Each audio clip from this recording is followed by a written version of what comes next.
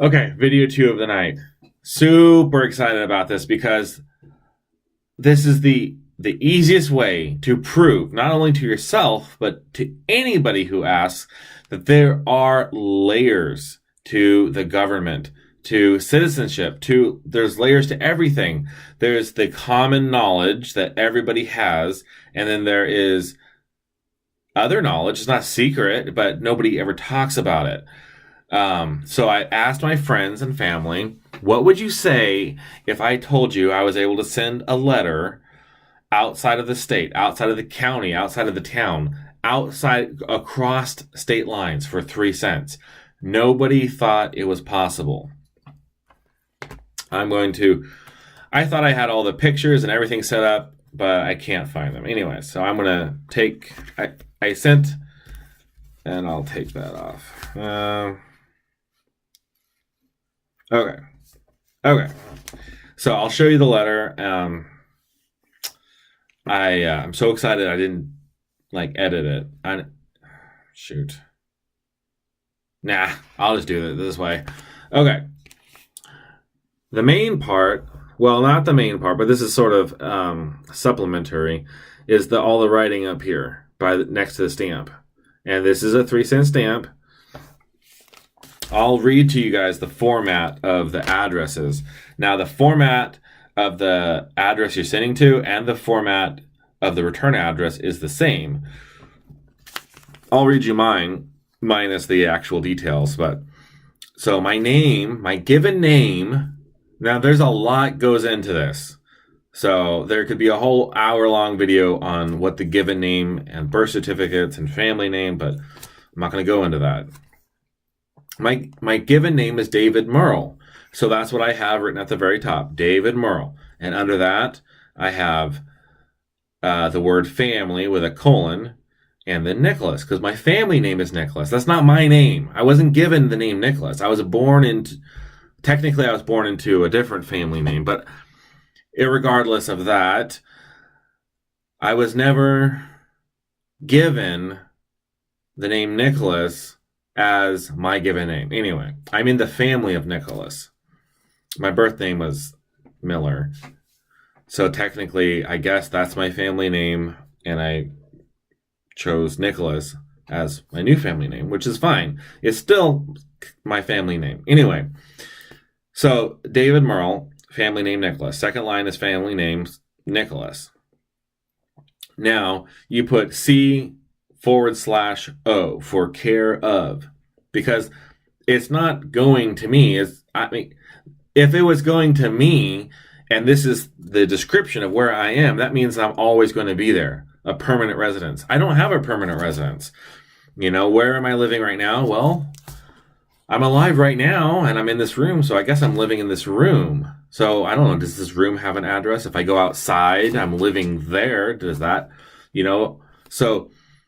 But this is where I receive correspondence via the United States Postal Service or the United States Post Office.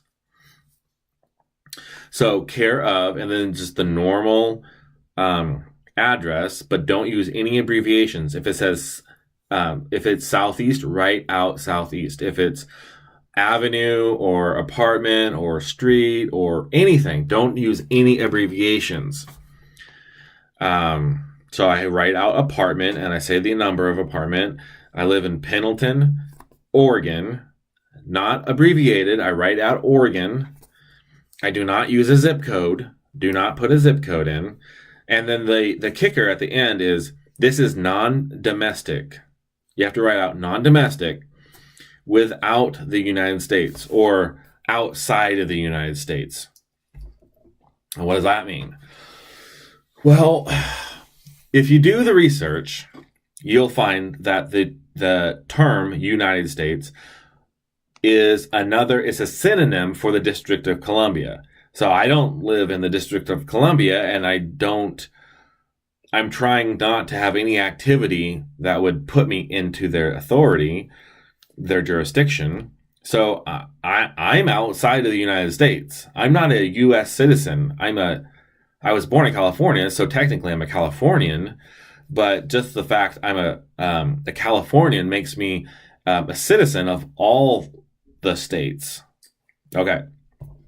So you follow the same format for both the return address and the address you're sending it to. The first and second name, the given name, then the family name, then care of, then the regular address with no abbreviations, the city and state without the zip code, and the very bottom, non-domestic without the United States. Okay. So this went through. I mailed it to my mom. It went through. I picked it up, and I have the letter in my hand. And it's perfect. It worked exactly. I put 2 sheets of blank paper in it just for the, weight. And it's unopened. I think I want to put this on a frame. Now, my wife was saying that there was one time she actually forgot to put a stamp on, and it went through. So now it's like wrecked my whole experiment. So I'm going to have to do my own experiment. I'm going to send off letters, not really letters, but envelopes with paper inside with 3 cents, but do it the normal way and see what happens. If it goes through, well, I really don't understand that if it goes through, to be honest with you. If it gets kicked back for lack of funds, then that would be perfect. That would be the perfect way of proving that this went through and the other would get rejected.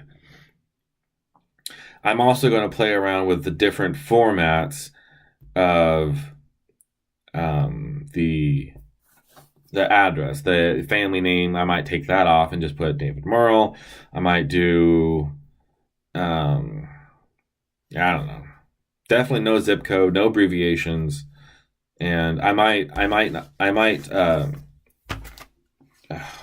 really need to get better at editing so I can not have to do this stupid stuff here. I might leave that part off and just see what will go through with 3 cents and what won't. So then I'll know what's a fluke and what isn't a fluke. What else am I excited about? These 3 cent stamps. So cool. Oh, where is that? Okay. This is my sheet of 3 cent stamps. This whole sheet of stamps cost me 60 cents. Okay, do the math. Why would you ever send mail with I don't even know how much it costs, 50-cent stamp or whatever it is, 48-cent stamp, when you can just do 3 cents? Why? I don't understand why. People are afraid. I've actually asked people, would they ever do this experiment with the 3 cents? And I've had people say, no, I just don't think I would ever do that. And I said, why? And they couldn't come up with a reason. They just would never do it. I think maybe they're cheating the system. They definitely don't understand the system at all. It's some kind of like honesty on overload. Like, I believe in honesty. I think that's great, but there's nothing dishonest about this. Like, they could have returned it to me, or they could have made the receiver pay the balance. They're the ones that chose to honor the, what was that? The 37th Congress, Session 3. They're the ones that chose to honor that, so I'm not doing anything dishonest. And I thought of a really, really cool way of using this 3 cent system to help build confidence in another project that I'm doing. And we will see if sending out these letters for this other project will help with sort of kind of telling people that this isn't a loophole, but I mean, that's like the most relevant term that people would understand. There are loopholes to everything, right? And you can call it a loophole, or you can just call it, there's layers, different jurisdictions and citizenships and statuses. Depending on what layer you put yourself in, that's going to have different rules. And that's not really loopholes. It's just understanding the different layers and how to interact in that layer. So, okay, that's 2 videos for the night. I'm going to be doing a live stream on my days off. I actually have a lot I want to talk about. And I don't know if anybody would be interested in jumping in, but I'm going to be doing the live stream probably Tuesday. Tomorrow's Monday. Probably Tuesday sometime in the afternoon. So, I know I have 83 subscribers. It would be really cool if a couple of people came on, and I've never done a live stream. I'm not even sure if I know how to do it. I got to figure that out. But I got like a whole list of things I want to talk about, and I'd love to get feedback. All right, but until next time, I will see you guys later.